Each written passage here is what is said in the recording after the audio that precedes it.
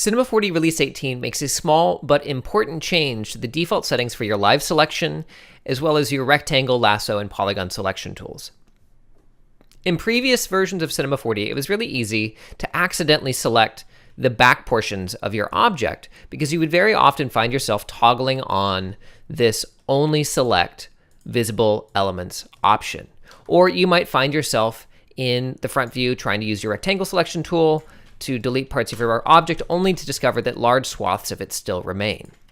So in Release 18, Maxon has updated the default settings so that the Live Select tool only selects visible elements, and your rectangle, lasso, and polygon selections do not only select visible elements, they select all elements. So the general rule of thumb is now to use Live Select in your perspective view so that you can come in here and do things like, I don't know, select this eyebrow and bevel it, and trust that you haven't also affected the back of your object. And you can also come into your front, side, or any of your wireframe views and use your rectangle selection tool to, for example, select half of your model and then delete it.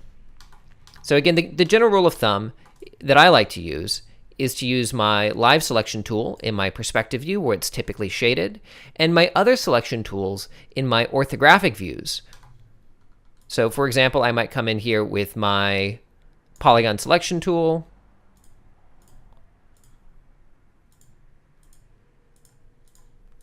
select this exterior portion,